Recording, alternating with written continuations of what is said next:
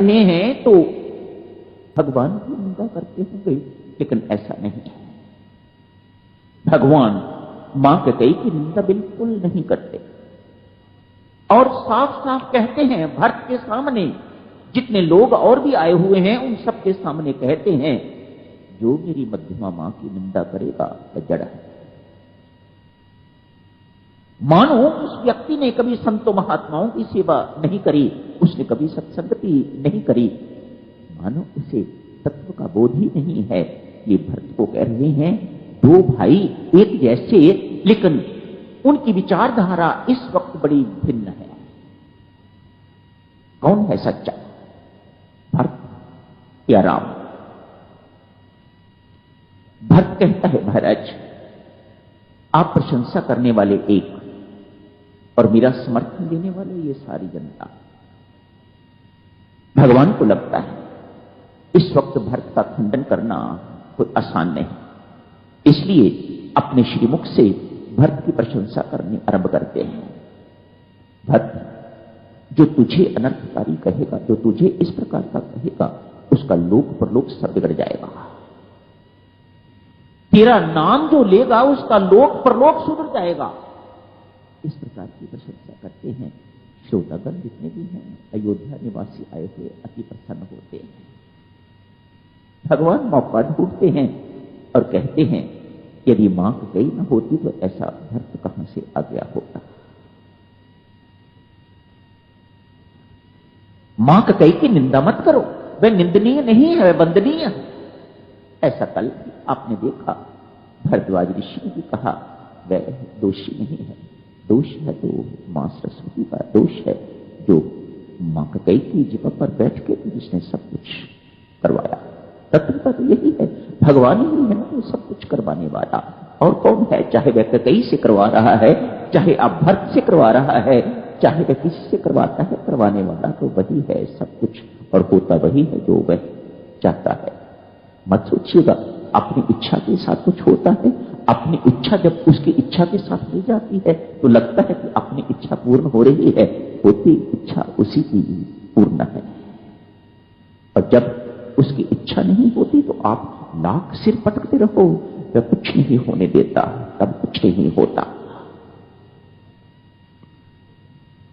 भरत जी महाराज, बहुत लंबी चौड़ी चर्चा होती है। वाल्मीकि रामायण में राजा जनक एवं उनकी पत्नी का आगमन नहीं है। रामचरित मानस में तो उनका आगमन है, वह आते हैं निर्णय करवाने के लिए, करने के लिए, जैसा मर्जी आप समझिएगा। आखिर जीत भरत की ही होती है। देखने में तो यही लगता है राम जीत के, वह अपने प्रण का पालन कर रहे हैं। नहीं, भक्तजनों, जीत हमेशा प्रेम की ही होती है। और प्रेम में यदि कोई हार भी जाता है तो वह भी उसकी जीत ही होती है, वह उसकी हार नहीं होती। आप जैसे मर्जी कहो, जीत तो भरत जी महाराज की ही हुई है। ठीक है महाराज, मैं राज्याभिषेक के लिए सामग्री आपके लिए लेके आया हुआ था। राज्याभिषेक के समय अयोध्या में परंपरा इस प्रकार की है, राजा को खड़ाऊं पादुका पहनाई जाती है। तो भरत जी महाराज सारी सामग्री जो उनके लिए तैयार करी हुई थी उसमें खड़ाऊं भी हैं। ठीक है महाराज, आप इन खड़ाऊं पर अपने चरण धर दीजिएगा, मैं ये खड़ाऊं लेके वापस जाऊंगा। भगवान ही तो है ना मेरी माताओं सज्जनों, मान जाओ इस बात को, वही हैं सब कुछ करवाने वाले। वह अति हर्षित हुए हैं भरत की बात सुन के। एक क्षण नहीं उन्होंने सोचने में लगाया। जैसे ही भरत जी महाराज ने नीचे पादुका रखी हैं, भगवान ने अपने चरण पादुका पर रख दिए, डाल दिए। भरत जी महाराज ने भगवान के श्री चरण से पादुका निकाल ली है और अपने सिर पर, ये पादुका कोई सिर पर रखने वाली चीज तो नहीं है, लेकिन भरत जी महाराज ने अपने सिर पर उन्हें धारण कर लिया है। भगवान की पूछते हैं, भरत ये चरण पादुका लेके जा रहे हो, ये क्या है? महाराज, संसार की दृष्टि में तो ये चरण पादुका है, मेरी दृष्टि में तो ये सीताराम। मैं चरण पादुका नहीं ले जा रहा, मैं तो सीताराम को अपने सिर पर उठा के ले जा रहा हूं। मेरे शिरोधार्य है, सदा मेरे सिर पर रहते हैं मेरे स्वामी एवं स्वामिनी, मेरे स्वामी एवं स्वामिनी। मैं उन दोनों को अपने साथ ले जा रहा हूं। किसी ने व्यंग कर दिया, यदि आपको यह पता है कि ये सीताराम को ले जा रहे हैं, प्रभु को कहता है कोई व्यक्ति, महाराज ऐसा क्यों नहीं कर लेते, आप दोनों चले जाओ और पादुका यहां रह जाएं।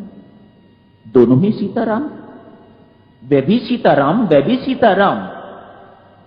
भगवान राम कहते हैं, भाई आप ठीक कहते हो, लेकिन मैं क्या करूं। काश जैसी दृष्टि भरत की है वैसी दृष्टि सबकी होती। ये दृष्टि भरत की ही है जो जड़ में भी चेतन को देख सकता है। हमें तो चेतन में राम दिखाई नहीं देता, तो जड़ में कहां से दिखाई देगा। जो आप कहते हो मैं कर लेता, यदि आपकी दृष्टि भी भक्त जैसी होती। भक्त जी महाराज पादुका को लेते अयोध्या लौटाते, स्वयं जाके नंदीग्राम में निवास करते। पादुका ही सब कुछ करती है। कोई भेंट आती है तो पादुका पर चढ़ा दी जाती है, कोई आदेश जारी होता है तो पादुका द्वारा आदेश जारी किया जाता है। मानो भट्ट जी महाराज भगवान को ये कह के चलते हैं, महाराज आपकी भूमि का भार, आपके राज्य का भार मैं 14 वर्ष तक ढोऊंगा। शब्दों पर ध्यान दो, भट्ट जी महाराज कितने स्पष्ट हैं। आप जैसे ही 14 वर्ष पूरे हुए, यदि आप ना आए तो आप जानते हो महाराज मैं क्या करूंगा। माताओं सज्जनों, एक थोड़ी सी बात और स्पष्ट करो। भरत जी महाराज की भूमिका जैसे लक्ष्मण जी महाराज की भूमिका रामायण में गुरु की है, आचार्य की है, वे राम को भी उपदेश देते। भरत जी महाराज की भूमिका श्री रामायण जी में एक वैद्य की भूमिका है, एक डॉक्टर की भूमिका है। भगवान राम मां कैकेयी की भूरी भूरी प्रशंसा करते हैं। क्यों? वे उन्हें मां मानते हैं। भरत जी महाराज उतनी ही उनकी निंदा करते हैं, उतने ही कटु शब्द उनके प्रति बोलते हैं। क्यों? वे एक वैद्य होने के नाते एक रोगी को देख रहे हैं। मेरी मां इस वक्त रोगी है। क्या रोग लगा है इसे? ममता का रोग लगा हुआ है। अध्यात्म ममता को खुजली से कंपेयर करता है। ये मानस रोग जो हैं, अध्यात्म उनको, उनकी तुलना जो है किसी की खुजली के साथ करता है, किसी की वात के साथ, किसी की पित्त के साथ, इत्यादि इत्यादि, किसी की कफ के साथ इसकी तुलना खुजली के साथ की जाती है। आप जानते हो खुजली वहां होती है जहां जगह गर्म होती है और गीली होती है। भरत जी महाराज इस बात को बहुत अच्छी तरह से जानते हैं। स्किन स्पेशलिस्ट डॉक्टर लोग जो हैं खुजली का उपचार क्या बताते हैं, तो वह कहते हैं भाई जितना इस जगह को खुश्क रखोगे, शुष्क रखोगे, उतनी जल्दी फायदा होगा। और खुजली की ये भी है, जितनी करो उतनी अधिक करने को मन करता है। खुजली करने से खुजली कम नहीं होती और करने को मन करता है। ममता का भी बिल्कुल ऐसा ही स्वभाव है, वह भी बढ़ती जाती है, वह कभी कम नहीं होती, जितनी मर्जी उसको बढ़ा लो। भरत जी महाराज इस तथ्य को जानते हैं, इसलिए कहते हैं मैं इस संबंध को गीला नहीं रखूंगा, इस संबंध को शुष्क करने की आवश्यकता है, तभी तो मेरी मां की खुजली जो है वह ठीक होगी। कहते हैं जिंदगी भर भरत जी महाराज ने कैकेयी को फिर कभी मां नहीं कहा।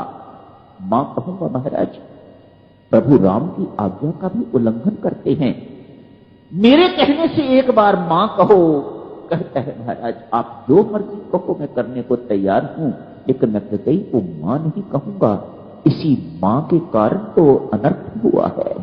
इसी मां पुत्र के संबंध, इसी ममता के कारण पहले अनर्थ हुआ है। अब मैं एक बार फिर इन्हें मां कह दूंगा तो ना जाने क्या अनर्थ हो जाएगा। क्षमा करें प्रभु, मैं ये आपकी बात नहीं मान सकता। रोगी को दवाई कड़वी दी जाती है या मीठी, इसके पीछे भाव तो यही रहता है ना, रोगी का रोग जो है वह दूर हो जाए।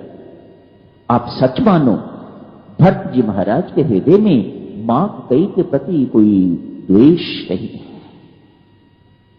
हमारी दोष दृष्टि पर दोष दृष्टि में और भरत की पर दोष दृष्टि में यही अंतर है। हम जब भी किसी के दोष देखते हैं तो हम वैर बुद्धि से, द्वेष बुद्धि से देखते हैं, और भरत जी महाराज जो दोष देख रहे हैं वह इस बुद्धि से नहीं देख रहे, वह किस बुद्धि से देख रहे हैं।